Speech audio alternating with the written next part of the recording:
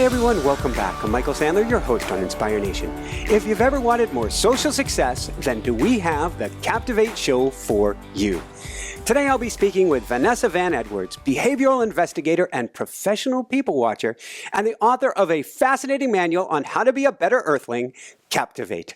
And that's just what I want to talk with her about today, about the science of succeeding with people and how to go from awkward to on top.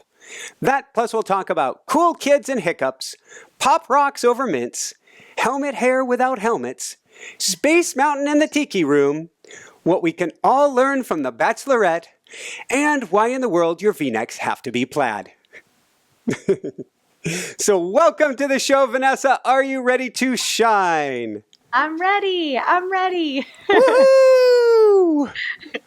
You just did the universal pride pose. I did. Arms up and out and proud. I feel like everyone should do it. If you're listening, just like throw your hands up, take up some space. It feels so good. So what I can't do is go from there and woohoo is my pose. That is like the woohoo is just what I have done for years and years. But the whole what would you call it? CEO pose, where you put your arms back behind you and you kick back and you put your legs up on the desk. That's just not my style. You know, it's funny because, so that's a very alpha pose, right? The hands behind the back, the feet up on the desk, the kind of leaning back in the chair. It's very alpha, but there are other power poses that have different flavors, right? So while this one is very dominant, right? It's you put your hands behind your head, put your feet up, you're claiming space, very dominant. Whereas the woohoo pose is about pride. It's about success. And so maybe that fits you more than the dominant alpha one. And so there's no wrong or right, but I think that there's different flavors of power posing. I love it. I've been a professional athlete for years, used to race bicycles in Europe, done all sorts of fun, silly stuff. Or not so silly if the car hits you. That's a whole other story. But yes, pretty serious. But I was never the guy who wanted to crush the other people into the ground.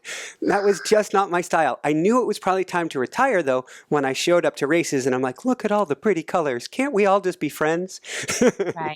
Right. And that, like, a different motivational need was there, right? Mm-hmm. Instead of the race, it was more about getting along. Exactly. So let's go back in time, if we could, and take you all the way back, to the punch bowl and hiccups.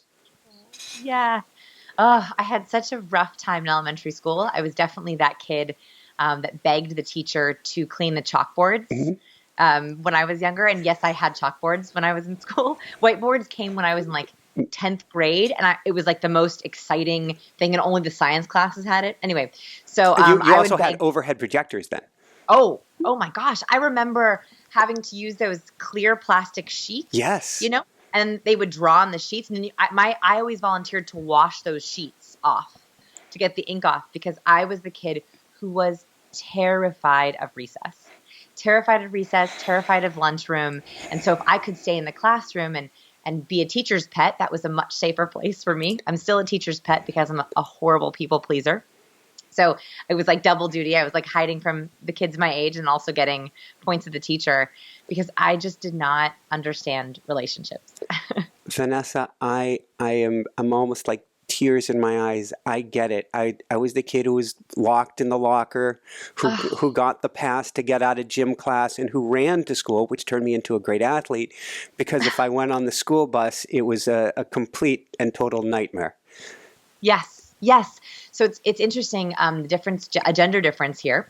So for men who really struggled in elementary school, for them it was about physical torment, right? So being pushed in lockers, being beaten up, being physically threatened, being pushed, being knocked in the hallway, shoulder knocked to the hallway. That's a very physical threat. And interestingly, it manifested for you physically where you became a runner, you know, and who knows in other ways, also emotionally as well. As a girl, I felt like I had a lot of emotional torment, that the meanness really baffled me. I was one of those kids who wanted to share excitement with everyone, whether it was cool or not.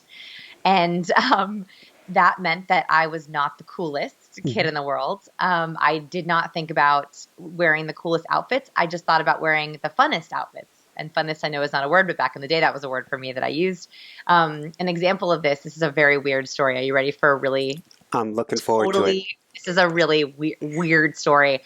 I've never shared this on a podcast before. Let's see how it goes. Okay, so just an example of this is anything that was exciting, I wanted to share. Like I was that kid that was like, look over there, look over there.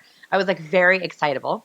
And so I really wanted to make friends, of course, and I was very bad at it. Just anything obvious, I never saw it. So the best thing that I had was I felt like if I showed other girls cool things, they would then think I was cool. So one day I was on the playground and I saw a bird. And I thought, oh, it was one of those cute little ones, the little brown ones, like very, very cute little tweet, like little chirping bird. And I thought, oh my gosh, the girls will like that. It's a super cute little bird. If I could just get the bird and show them the bird, they would really like that. The problem is the bird was dead. Oh no. I think Vanessa. I know. And I told you, I did not understand that would be weird. You know, I think the bird had just fallen out of a nest because it was very soft. And of course I am an animal lover.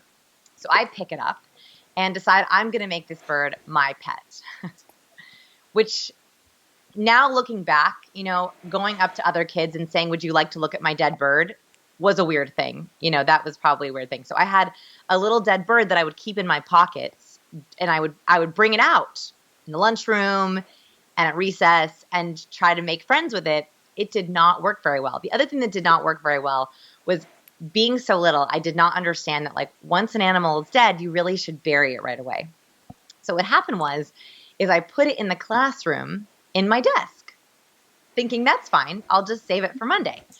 And all weekend long, it was in my desk in a hot classroom. Oh no. Yeah. And so the teacher opened the door on Monday morning. And when I tell you that we were greeted with a wave of the most awful smell you've ever smelled in your life. And it totally like hit the class. We all line up behind her. And immediately I knew. I was like, uh-oh. And like it hit me, you know, like all at once. And I was like, oh my gosh, I have a dead bird in my desk. I'm going to get in so much trouble.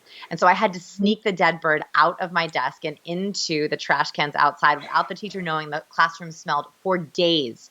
For days. My desk smelled. It was like a disaster zone. And I didn't make any new friends.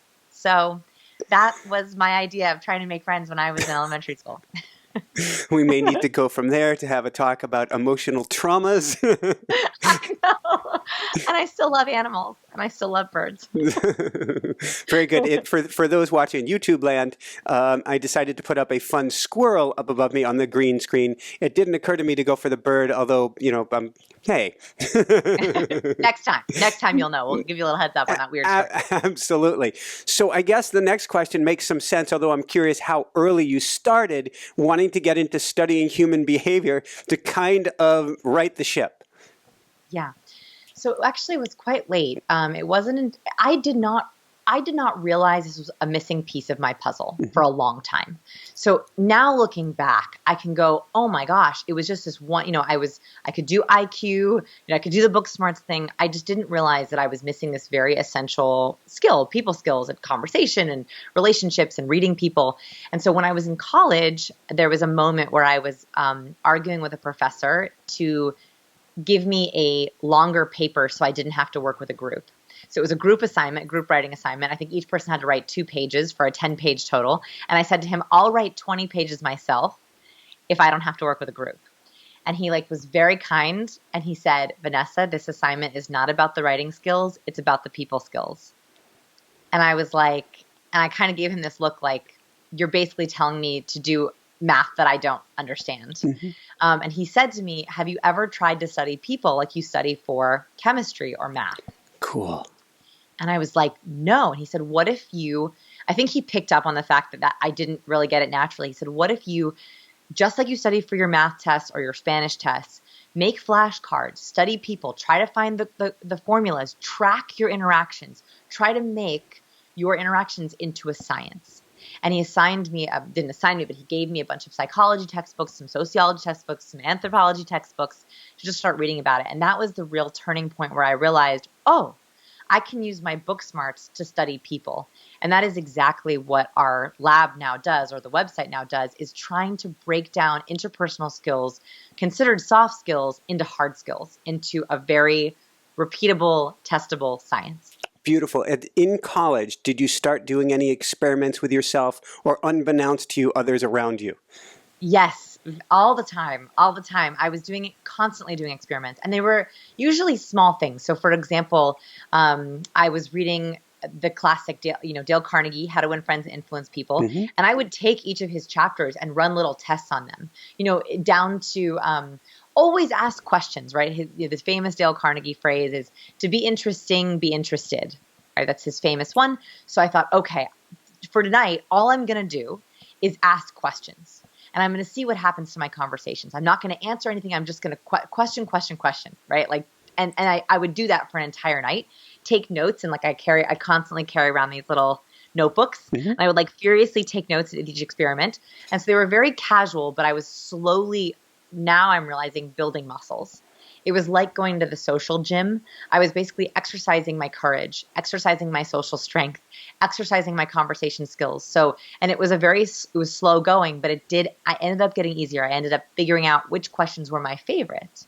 I ended up figuring out what were the best ways for me to stand. I ended up figuring out what was the best kind of eye contact. I mean, I was having so much trouble. I didn't even know what kind of eye contact to make. Do you make eye contact 100% of the time? No. I quickly figured out that creeps people out. That is creepy, right? Like I very quickly figured that out. Or do you make eye contact 30% of the time, right? Do you look away or do you look down? No, that's avoidant. And then I found a study that said that our eye contact should be between 60 and 70% of the time. That was a very specific percent for me to be able to hold on to and then practice. Woohoo! Yeah, win. So when did you, I'm thinking back, I can remember actually leaving the ski market where I worked at 16 years old. They're playing on the radio. Nobody knows what it's like to be the bad man, to be the sad man, to be the one behind blue eyes, about how lonely this person is. And when did it switch in you to go from feeling like you were an outsider to feeling more like you were, for lack of another term, an earthling, that you fit in or at least could understand those around you? I don't think ever. Really. I mean, I mean that in a really wonderful way, in the sense of I don't naturally walk into a room and feel like I fit in. In fact, I always walk into a room and at best I feel neutral. At worst, my default is to feel anxious. And so I have developed coping strategies for that. And now I have groups of friends and I have my husband. Maybe that's it, just my husband. When I walk into a room with my husband, I feel like I'm accepted and I feel like I can be myself. And I have certain very small groups of friends where I feel loved and accepted. But I had to really work at that. And I think that that's also the way that I'm wired. For example, in the book I talk about personality traits, and I'm very high in neuroticism. So neuroticism gets a very bad rap, but I promise you neuroticism is not a bad thing. I'm a neurotic and I'm proud of it. Neuroticism is how you approach worry. It's how stable you are. It's how external circumstances affect your internal world. And so this is an important thing for me that I've realized, and I think it's also tied in with imposter syndrome, is I try to self-regulate internally, right? With meditation or breathing or journaling exercises. That grounds me. However, I am very affected by external circumstances. So that could be, traffic. That affects me more than I think the average person. It could be someone saying something negative about me, which is why I am such a people pleaser. But what's important about this is I think that I learned to accept this aspect of me, and that was the best part of it. Knowing that people who are high in neuroticism do not produce as much serotonin as people who are low in neuroticism. And serotonin is the chemical feeling of calm or the physiological feeling of belonging.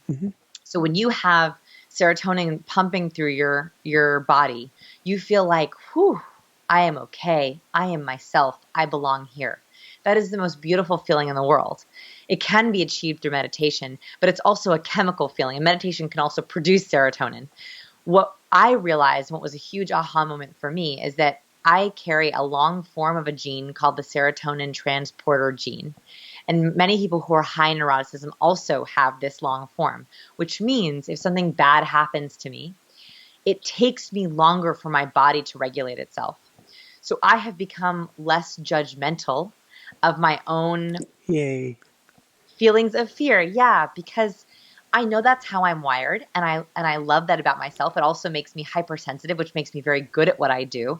And so I know that that's not going to be something that I will probably have in this lifetime, but that's okay because it shaped me to be able to be a great writer for other fellow awkward people. Guilty is charged. Yeah. Yeah. The whole Yeah. ball of wax that you just said. Yeah, So. or innocent as charged, right? We are innocent. We are innocent from our genetics, right? We were given we were either, and it depends on what you believe, but we were either given a genetic code, right, with certain genes that express themselves in who we are. And then if you believe in epigenetics, which is that in the womb, our mother's feelings and environment and hormones turned on certain genes. We are born this way, and then that's about 35 to 55% of our personality. About 35 to 55% of our personality is genetic, which leaves this other portion that is shaped in our early childhood and as an adult. So we do have some wiggle room there. And I think that we have something called free trait theory, which is basically we are given a certain set of skills, but we can optimize those skills. We can learn and enhance those skills, and we can leverage them. And so it's all about how do you take what you've been given or your genetics that have been turned on and then work with them to optimize for your goals. I love it. And I love if I back up just a few sentences, one of the things that you're coming to this with is you're going, these are my traits, but I'm approaching them without judgment. They are as they are. I can work to, quote, improve them, but I can also use them as a gift that they are as well. Yeah. And I think that is exactly when we're talking about interpersonal intelligence. Yes, we're talking about you in relation to others, but we're also talking about how you feel in relation to others. So your own experience of yourself, right? Like there is a whole bunch of emotions, and how you deal with your emotions affects how that comes out with other people. So not only do I want to accept how I'm wired and try to optimize it, I also want to do the same with my feelings. So many people, and I don't do coaching or one-on-one consulting, but I get emails, amazing emails from my students who will say, I feel awkward, and then I feel so ashamed that I feel awkward. That's like a double. Yeah, it's a double dose of bad emotions. You're awkward, and then you're shaming yourself for that awkwardness. Or I have a whole thing on the 4 types of difficult people, right? The 4 different kinds of difficult people. And so I'll have one of the difficult people is a tank, someone who's a little bit explosive, more dramatic, tends to take it out, their emotions on other people. So I'll have people who will say, I blew up at my spouse, or I yelled at my friend, and I got so angry, and now I feel so guilty that I have been doing that to my friends. Oh my gosh. Okay, so then you're not only angry, but then you feel guilty for the anger, and then angry about the guilt, and then guilty about the anger. It's like, so to at least say, wow, I felt angry, and then get curious. Wow, I felt angry. Okay. What triggered that? What was my fear dressing up as? What was their reaction to my anger? Does that happen before? Has that happened before? Curiosity is a much more open-minded emotion, and that allows you, I think, to not only have a better experience for yourself, but also the next time it happens with someone else, you then have a much different experience. And that's the only way that we can change our reaction to people. I love it. So let's go from there. Let's talk a little bit about behavior hacking. In fact, today we're going to try to cover the top 10 hacks. The first one I want to talk about is the social game plan and what we can all learn from Truman. So Truman, our Harry S. Truman, our former president, a lot of people don't realize that he was actually, I would say, and he didn't say this himself, but a fellow recovering awkward child. Back in the day, he had very poor eyesight, and so he wore glasses at a very young age. And back then, it was like no one wore glasses. Kids especially did not wear glasses, especially on the playground. So he was tormented, made fun of, and became a very, very introverted child, very bookish. And so he was not a good public speaker. He was very good at knowledge, but he was not a good public speaker. And so when he started going into politics and climbing the political ladder, he realized he could not compete so to speak, in the traditional way. So he was up against a man named Henry Wallace, and Henry Wallace was known for being an amazing public speaker. And this was during the Democratic Convention of 1944. And what he realized was that he could either try to compete with Henry Wallace on stage as a public speaker, but he would lose. Or he could try to compete with Henry Wallace off stage. So instead of sitting with all the other speakers, instead of sitting on the stage, he actually went into the audience, sat with his wife in his audience, ate a hot dog in the audience, and then he rented a small room called Room H in the convention center, and it was the only room in the convention center that had air conditioning. So it was very, very hot. And so what he did was he one by one called in all the delegates and met with them one-on-one personally, day after hour, bringing them into this room. And they were like, it's air conditioned. They were able to connect with him. And he was able to win over 1,000 votes in one day and win the election, which was a complete shock. The important part of this story is he had a game plan that worked to his strengths. So instead of saying, oh man, everyone else does public speaking, everyone else expects me to speak from stage, that's what I'm going to have to do, he was like, no way. My social strengths are one-to-one in a quiet environment. And what does everyone want? A cool room. I'm going to make a game plan to work to my strengths, not Henry Wallace's. And that's exactly what he did, and he won the election. I think that this speaks to us because we often will do what we think we should do. Right? We're building a business, so we say yes to every networking event that everyone invites us to.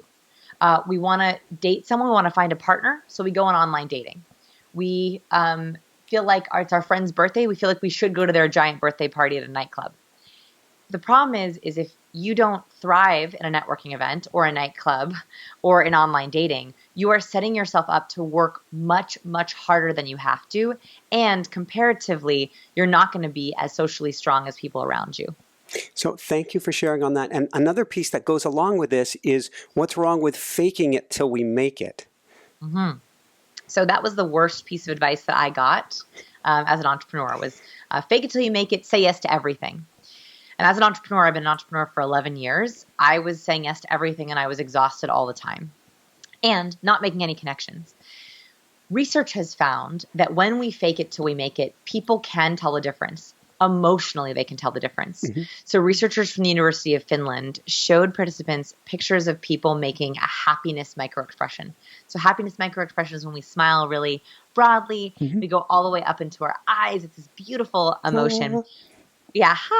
When people see happiness, the happiness microexpression, it changes their own mood. So they have a positive mood change. In other words, we catch the happiness. Infectious. It is infectious. We like to be around happy people. Why? Because we catch their happiness.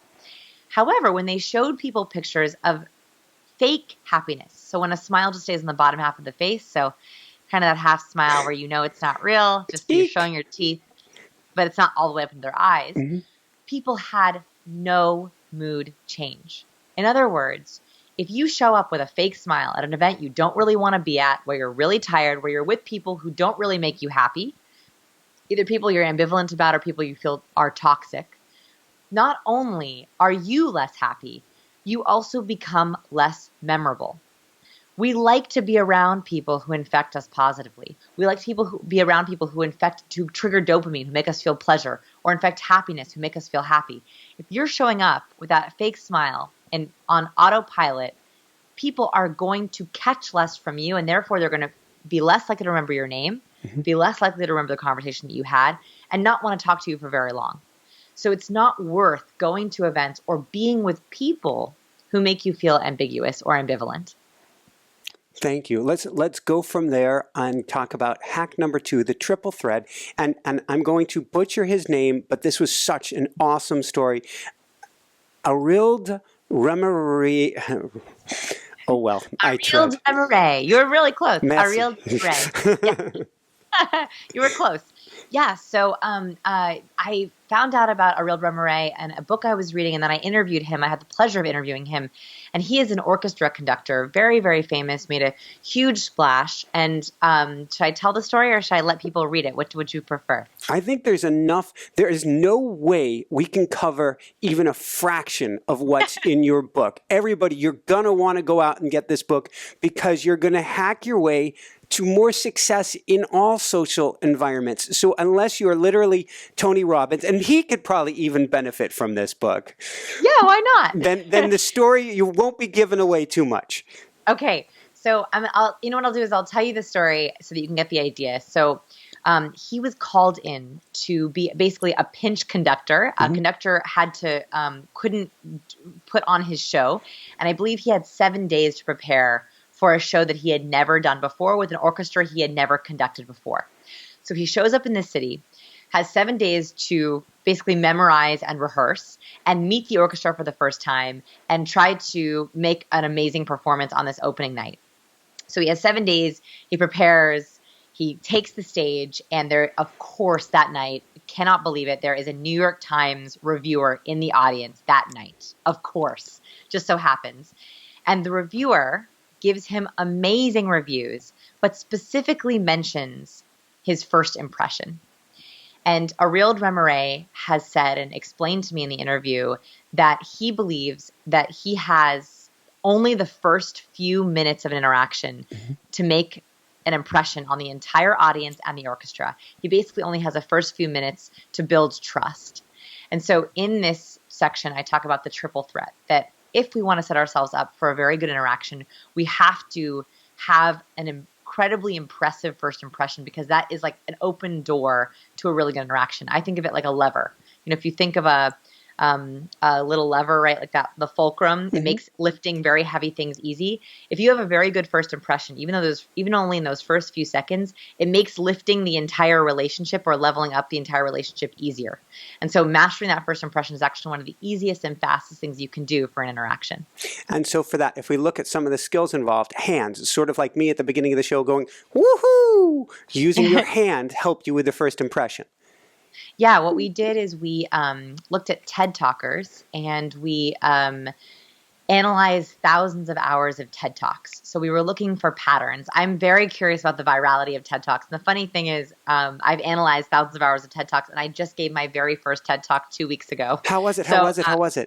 It went so great. It went so great. It was in London. Oh my God, I was so nervous. I can't even tell you. I was so nervous.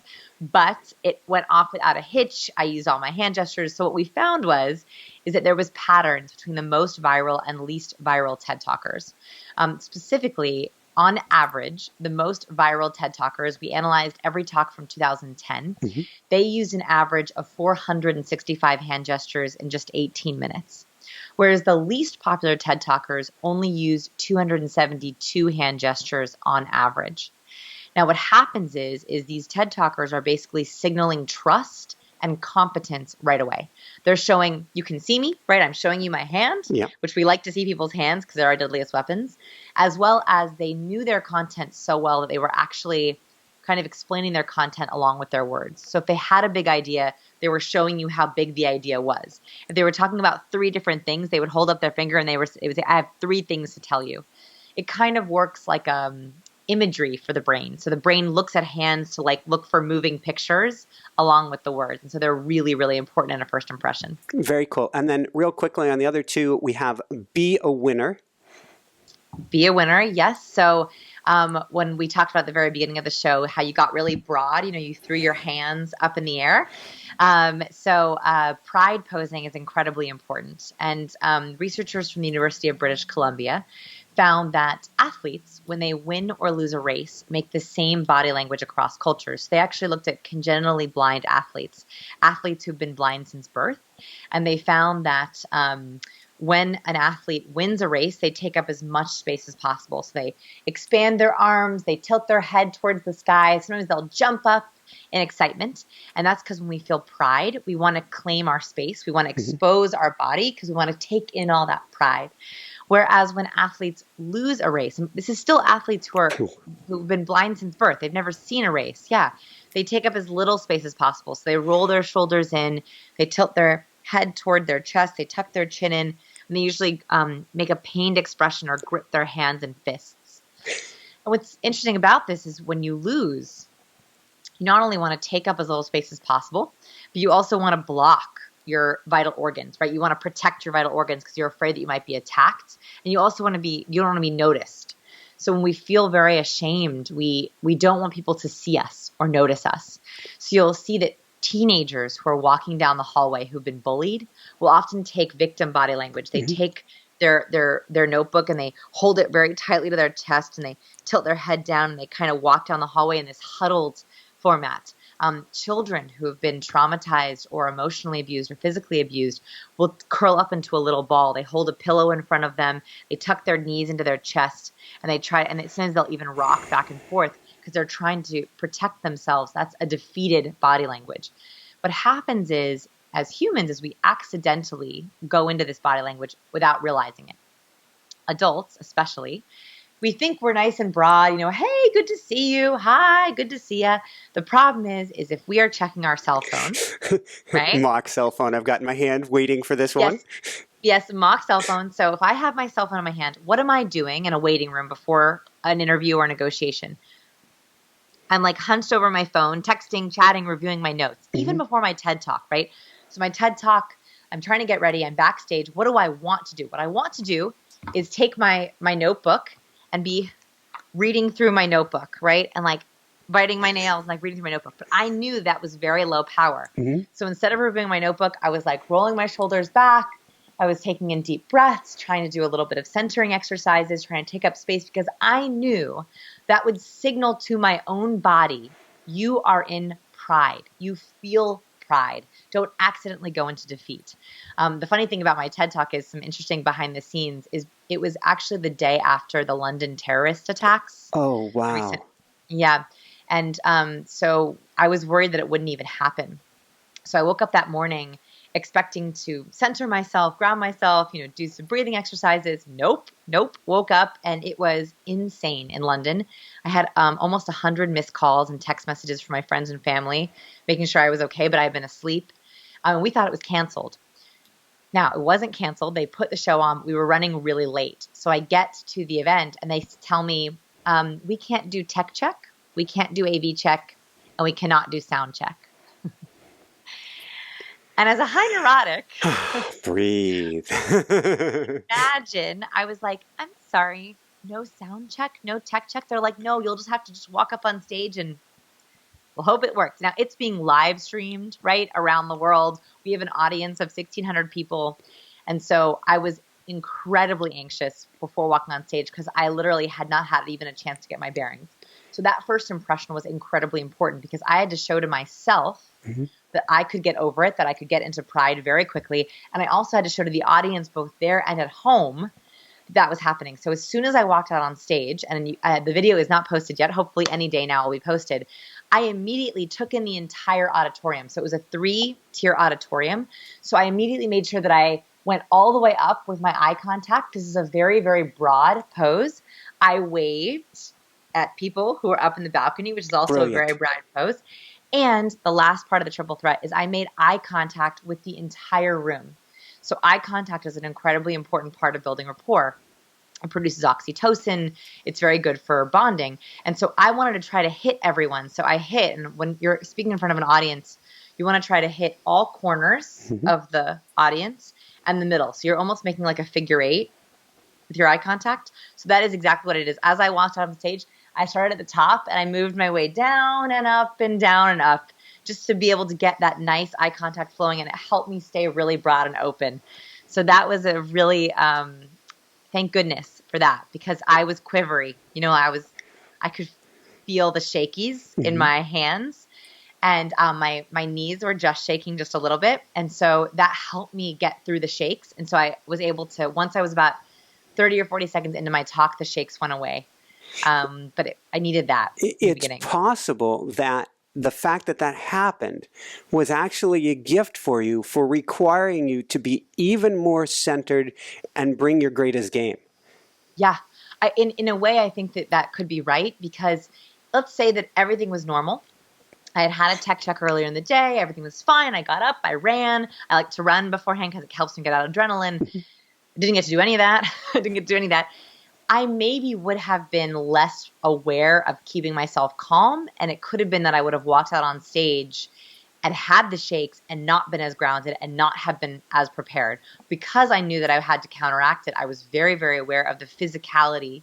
That's a word, right? Physicality of my body. I was very aware of my physical presence before my verbal content was to be delivered. Now, of course, my head for the last, months were thinking about the verbal content, but in the moment, I was very, very focused on my physical presence, which for a first impression is important. The hands, the pride posing, and the eye contact is essential for both them and me. It's a nice feedback loop.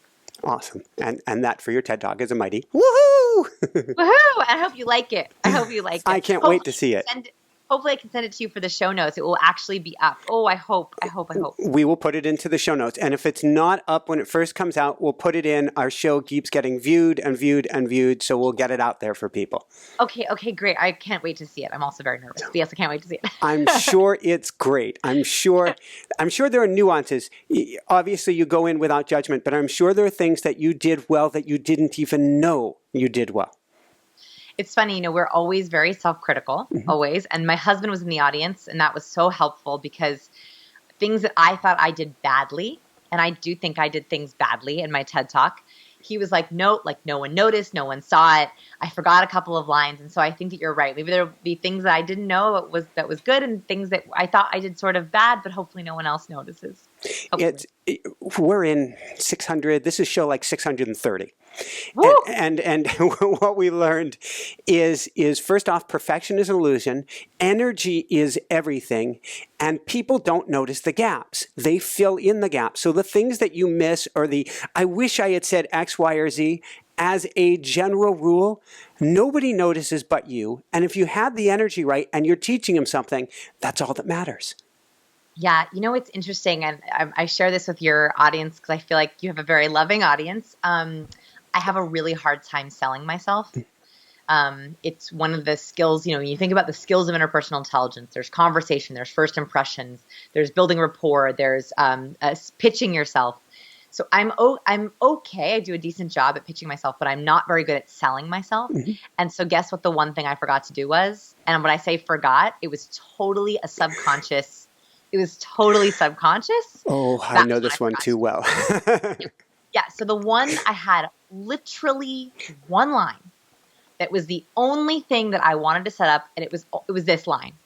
I run a human behavior research lab called The Science of People, which is who I am, which is what I do. It was the only even remotely salesy line in an 18-minute talk. And guess what I forgot to say? That line. So it's very interesting that subconsciously I forgot that because, of course, I think I didn't forget it. I think part of me felt ashamed, or it was too smarmy or spammy, or yeah. And so it was interesting. It's been an interesting learning experience for me on that one. I have done so many talks, and that was like, I had to whiteboard it, vision board it, practice it to actually be able to say, would you buy my book, for instance? Oh, no, I can't say that. Yeah, I get it. First of all, I didn't even mention my book in the TED Talk. Nothing. And my publisher was the one who got me the TED Talk, and I was too afraid. I was too afraid to even say I had a book. I didn't even put a picture of the book in the talk, so I couldn't even do that.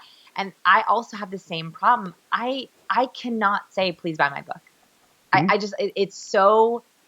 It feels so difficult to say that. I would rather give away hours and hours of free content and hope that people accidentally stumble upon it. And that is something that I have to work on, because the truth is that if we don't sell ourselves, if we don't know how to stand up for ourselves, then people will not be able to do it for us, right? I think that is an essential part of honoring the work that we've done.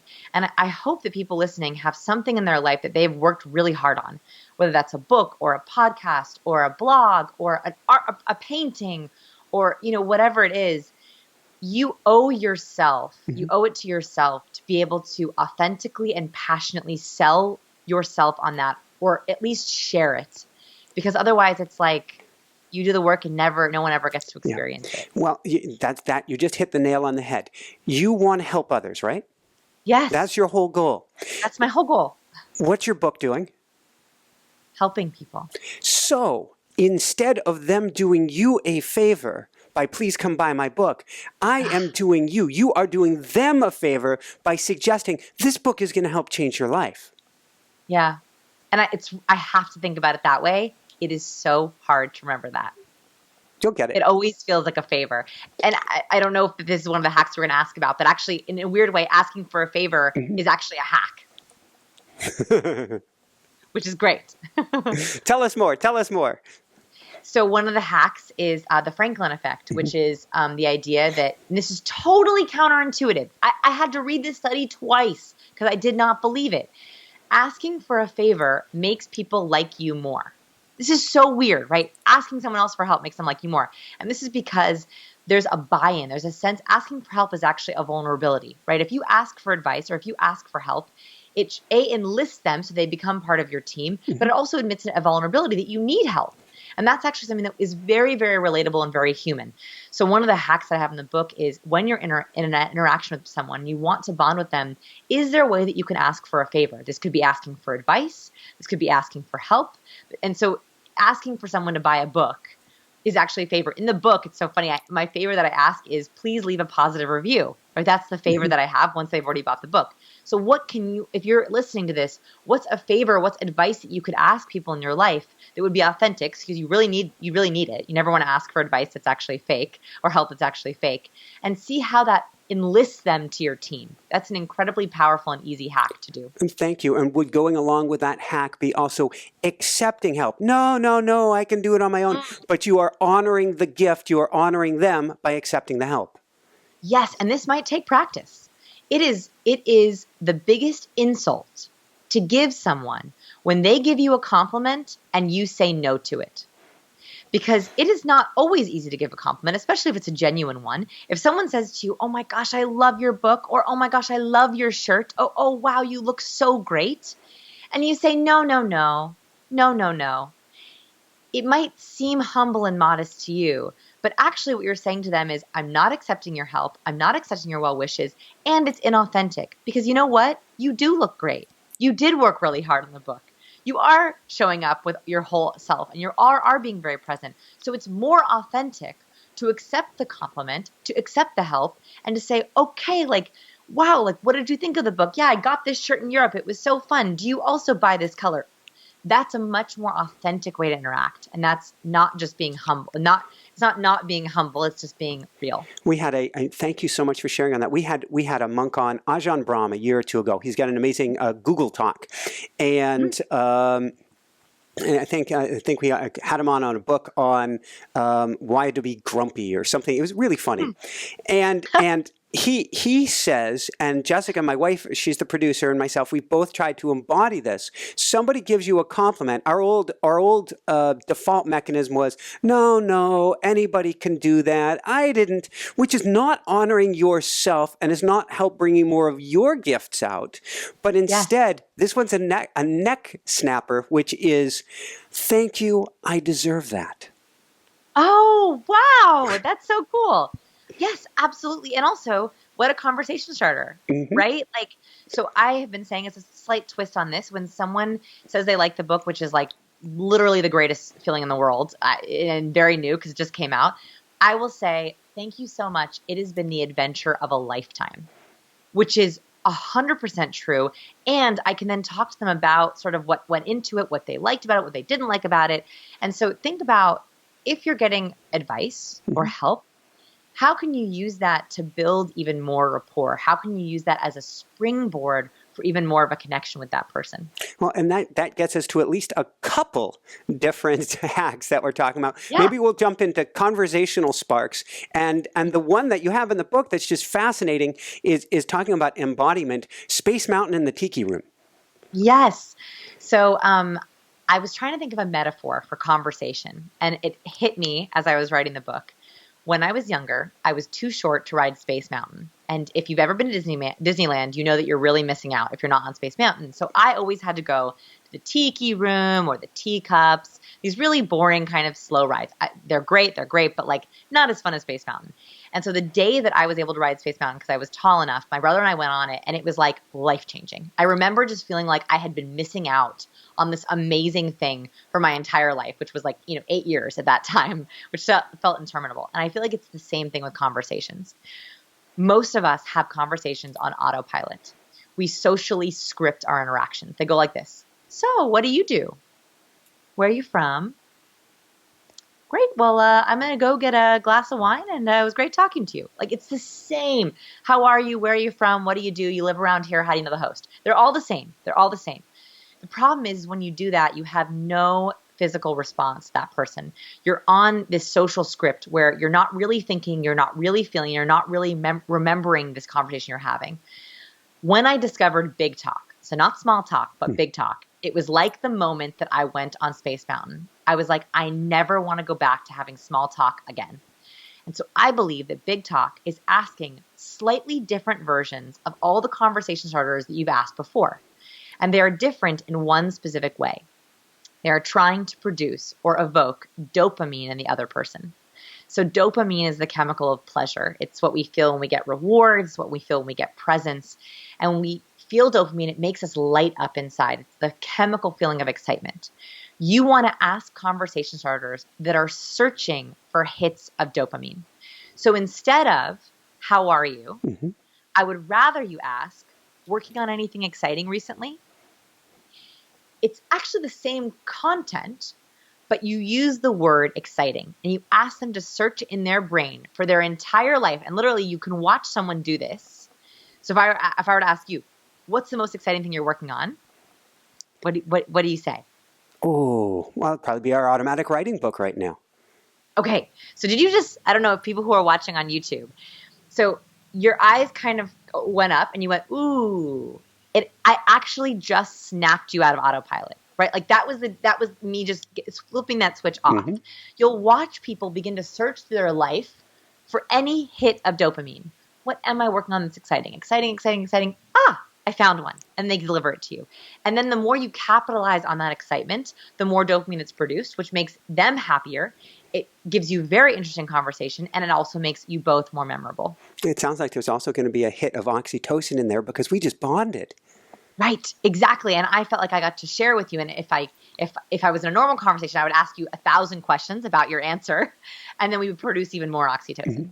So let's go from there, from talking and asking questions to actually the exact opposite and a vow of silence. August 10th, 2014, and yeah. I was silent. I have the problem, and I think this has to do with my neuroticism. I get very worried about awkward silences. I get very worried that I'm not saying the funniest thing, or I have the wrong thing to say, or the person's going to hate me. All those things, right, that come up. And so what happens is in a conversation, I would ask a question, and then even before they were done, I would interrupt them with the next question, or I'd interrupt them with a funny story that I had thought of when they were talking. This is the absolute worst way to interact, right? Because it's invalidates their feelings. I'm not really listening to their answer. They feel interrupted. And also you miss the beautiful stuff that comes after the pause. There's this amazing thing, and really good interviews do this. You have done this to me, which is after I'm done speaking, you wait just a beat. And that gives me permission to go one step farther with my answer. So if I ask someone, working on anything exciting recently, and by the way, that's just one of 20 or 30 that I have in the book. That's my favorite. If I ask someone, working on anything exciting recently, and they say, I just bought a camera, so I've been kind of playing around with photography. It's so silly. Like I never thought I would buy a camera, but my grandfather actually was a photographer, and I found some of his old photographs, and you get into this little bit deeper, not always, but this little bit deeper extra layer that you're showing someone. I'm not just asking you that because some book called Captivate told me to ask. I'm asking because I genuinely want to know what excites you. And so that little bit of extra helps you go a little bit deeper. And so the vow of silence taught me to wait for the pause. It also taught me how to be a better listener. It was also the hardest 10 days of my life. And by the way, I encourage everyone, you're welcome to take it with me. I do it every year. do a vow of silence, but don't go away from the world. So a lot of people will go on a vow of silence and then go on a meditation retreat or go on a yoga retreat. No, this vow of silence, you do everything you would normally do. Meetings, networking events, dates, interaction with your families, and you do not write and you do not speak. All you do is listen. It is incredible to go to a networking event or a meeting and you tell the person ahead of time. I had a little card, I have them in the book, that said, I'm on a vow of silence. Please tell me about you. You just show them that one card, and it is amazing what people will tell you. There's no better training and listening than that. Very, very, very cool. So from there, and I won't do it during the show, but it sounds like fun. Yeah, no vow of silence now, although I could probably talk for an hour very easily. Very cool. So on that line, let's talk about thread theory, and which is another hack, and what's wrong with not me comments. So I noticed that what was happening in a lot of my interactions was, in conversation, people would accidentally be shutting down connection. So you hear this a lot with very highly skeptical people, where someone will say, oh, so where'd you go to school? Oh, I went to Emory. Oh, Emory, private school. I didn't go to a private school. I went to a public school. And with just a slight amount of judgment, or even if they were totally neutral, when someone says not me, or I didn't have that, or I don't have that, or I don't experience that, there could be an element of shame for the person, like, oh, I'm different, right? It immediately points out a difference. And then also it shuts down any kind of bonding. So I have this theory called thread theory, which is that you should try to think of as many ways to say me too as you possibly can. And me too's come in all kinds of ways. They can come in, oh my gosh, I have that as well. Or, oh yeah, I love that show too. Or even like, I went to Emory University. Oh yeah, Emory, I think I've heard of that school. I think my old colleague went there. I heard it's a very beautiful campus. So it takes the conversation in a totally different way than I didn't go to a private school. I went to a public school, right? Like it doesn't mean saying me too about things that aren't true. It just means finding threads of commonalities instead of looking for shutdowns or ways that you don't communicate or have connections. And so the more threads you have between you and the other person, the better. Awesome. So going along those lines, and I can't say I share this thread with you, but I'd like to. How's that? I would like to share this thread. What happens with you on Monday evenings? What do you watch? The Bachelorette. Always The Bachelorette. So I talk in part 2 of the book. I split up the book into 3 different ways: the first 5 minutes, the first 5 hours, and the first 5 days. Because that's usually about how your relationships kind of fall into those buckets. And in the second area, I talk about reading people, decoding microexpressions, decoding body language, and spotting the 7 universal facial expressions. So I find that The Bachelorette and The Bachelor is the best practice. Of course, it's also an excuse to watch some trashy television. It's the best excuse to be able to practice speed reading and nonverbals. So I find that sometimes reality television, it's also an excuse for me to get the TV away from my husband during Monday Night Football. But it's a great, great way to practice. Any kind of nonverbal, you want to try to practice while watching. It's very, very hard to learn the 7 microexpressions and then immediately practice them in person because it's a lot. Your brain is like trying to read and trying to speak and trying to listen. It's much easier to watch something like a YouTube channel or a television show, practice in your brain, exercise that muscle spotting, and then go into the real world. So I always recommend low pressure practice at first. Awesome. So if we're thinking about The Bachelorette and we're thinking about micro expressions, what are 1 or 2 that we can start practicing today? So the 7 are contempt, happiness, fear, anger, sadness, disgust, and surprise. I think that the most important thing here is looking for congruency. So we actually have, I think, a whole guide. You can look at them all for free, even if you don't get the book. It's scienceofpeople.com/face. And I have videos of me making each facial expression. I will give you a warning, though. Facial expressions are a blessing and a curse. Once you know them, it's hard to unknow them, and you begin to see them everywhere, even when it's inconvenient. Aha. So on that note, I appreciate you. I appreciate your book. I am appreciating you being here today. What can you tell us about appreciate? You are most welcome. What can you tell us about appreciation? It's 12:01, and I know I have another. 12. Okay. I'm so sorry. I have another they're already chatting me for my next one. Okay, so let's see if we can do one wrap-up question and get you going. What website do people go to find out more and to find your beautiful book, first off? Yes, everything is at scienceofpeople.com. So our lab is on there. You can play in our lab. You can check out the micro expressions. We even have like a body language quiz. The book is on there. And really just I put up a ton of stuff for free, practice and help. And I hope that you love it. And the website kind of sucks you in. That's the goal. The last thing I've got is what one homework assignment do you give people to work on beginning today? Stop using small talk. So if I could give you one challenge, it's for the next 30 days. Stop asking, what do you do? Stop asking, where are you from? And start asking some real conversation sparkers. Start asking, what exciting project are you working on, or what has been exciting to you recently? And watch your conversations change. Thank you, thank you, thank you so much for being on the show, Vanessa. This has been a true honor and a treat. Everybody, go out and get Captivate. You will not be disappointed. For everyone out there, this is Michael Sandler saying, be well, have fun, get Captivate, and begin hacking success with people today. And shine bright. Woohoo! Thanks so much for watching. If you enjoyed it, be sure to like below. Also, leave your comments. Have some real fun with it. Subscribe to our channel where you're going to get more great videos, more interviews coming up. And check out our website, inspirnationshow.com. That's where you'll find tips, blogs, information, videos you won't find anywhere else, and useful and helpful resources to really help you kickstart your life and to shine bright. Thanks so much again. Thank you for your support. Like, comment, subscribe. See the website. Thanks so much and have fun. Of course, shine bright. Woohoo!